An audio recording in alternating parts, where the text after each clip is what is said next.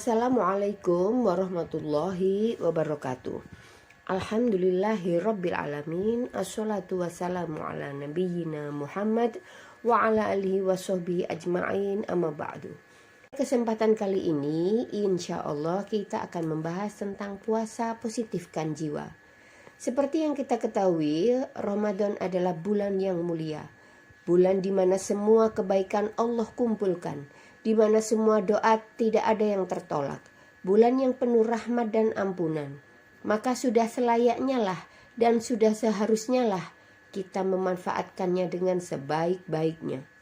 Terlepas dari itu semua, sebenarnya Ramadan ini Allah turunkan untuk nge-charge iman, yaitu hati kita, dan nge-charge mindset, yaitu pikiran kita, agar tetap husnudon.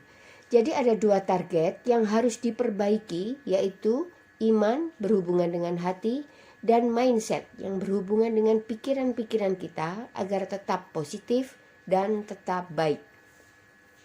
Kita akan bahas satu persatu. Yang pertama adalah nge-charge iman.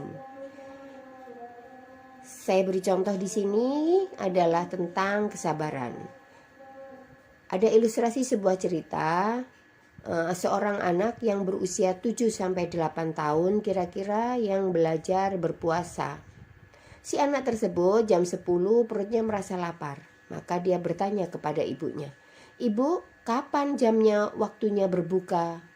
Lalu dia beberapa menit kemudian dia lapar lagi. Maka dia bertanya, "Ibu, kok lama? Jam berapa puasanya? Buka puasanya?" Maka dia akan bertanya lagi, "Ibu, bukanya jam berapa?" Si anak tersebut bertanya berkali-kali adalah karena perutnya yang lapar dan karena belum tahu kapan dia harus berbuka. Berbeda dengan ibunya yang walaupun perutnya terasa lapar, namun dia tahu persis kapan akan tiba waktunya berbuka. Hal tersebut kita bisa menarik pelajaran, yaitu kita sering mendengar orang-orang berkata, "Ya Allah, kapan berakhirnya cobaan ini? Ya Allah, sungguh berat cobaan ini. Kapan cobaan ini akan berakhir?" Bila hal itu menimpa pada kita, maka seperti ilustrasi cerita yang di atas, itu berarti iman kita masih seperti kelas anak-anak. Kita dilatih untuk meyakini bahwa janji Allah pasti benar untuk orang-orang yang bersabar. Allah telah janjikan kabar gembira bagi orang-orang yang bersabar, seperti yang tertulis dalam Quran Surat Al-Baqarah ayat 155. Kok belum ada kabar gembira? Ya berarti belum sabar. Kita tak perlu menanyakan bertubi-tubi kapan ujian ini akan berakhir. Karena seperti bulan puasa, maka bila memang sudah waktunya untuk berbuka, maka sungguh janji Allah itu pasti benar, kabar gembira itu akan tiba dan pasti tiba. Bila Allah sudah menilai kita dengan gelar sabar, jadi jangan heran jika selama ini kabar gembira yang dijanjikan Allah itu belum juga datang, karena Allah belum menilai kita sebagai orang yang sabar walaupun kita sudah merasa telah bersabar. Kemudian yang berikutnya adalah nge-charge pikiran, tetap positif.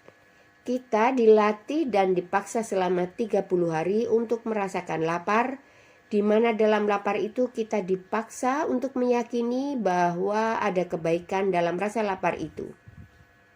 Juga selama 30 hari itu kita dipaksa untuk menahan amarah. Karena dalam menahan amarah itu kita dipaksa untuk meyakini bahwa menahan amarah adalah perintah.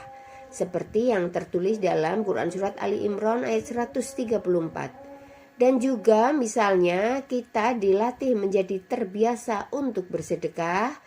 Kita diberi keyakinan bahwa di setiap kebaikan yang kita berikan Allah akan ganti 10 kali lipat. Seperti yang tertulis dalam Quran Surat Al-An'am ayat 160. Atau bahkan Allah bisa mengganti dengan yang tidak terbilang. Seperti yang tertulis dalam Quran Surat Al-Baqarah ayat 261. Kita dilatih secara terus-menerus dan kontinu selama 30 hari untuk melakukan segala kebaikan dan membuang semua keburukan.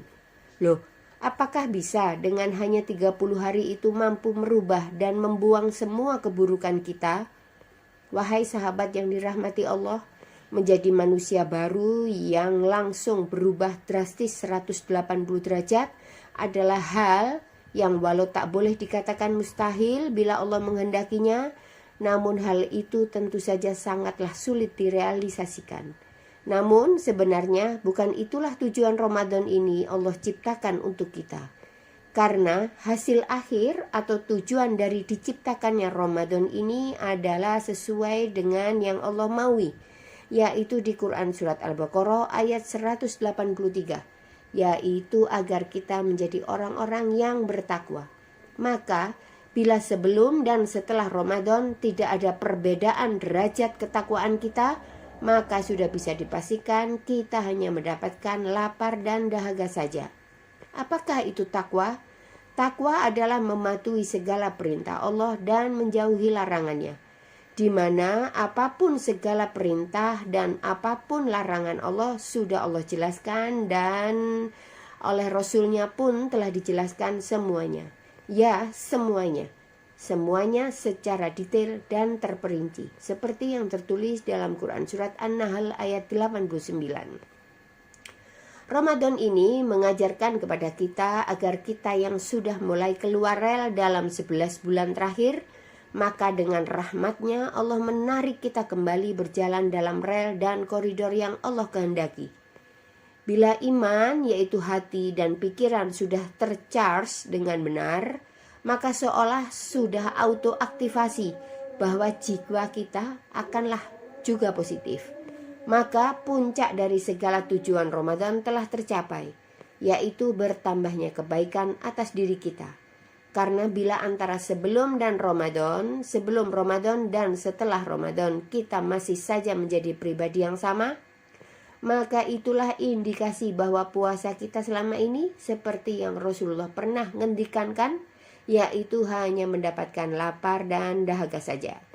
Demikian kultum kita kali ini. Bila ada yang salah dalam ucapan saya, kiranya sudilah akhwat solihah di sini memaafkannya. Semoga kita bisa berjumpa dalam suasana dan kesempatan yang lebih baik. Semoga Allah melimpahkan kepada kita rezeki yang berlimpah, diberi gelar perempuan yang solihah, dikaruniai keluarga yang sakinah, mawadah warahmah, anak-anak yang soleh dan solihah, meninggal dalam husnul khotimah dan menjadi penghuni-penghuni jannah. Amin ya rabbal alamin. Baiklah, saya akhiri dengan doa kafaratul majlis. Subhanakallahumma wa bihamdika asyhadu an la ilaha illa anta astaghfiruka wa atubu ilaik. Wassalamualaikum warahmatullahi wabarakatuh.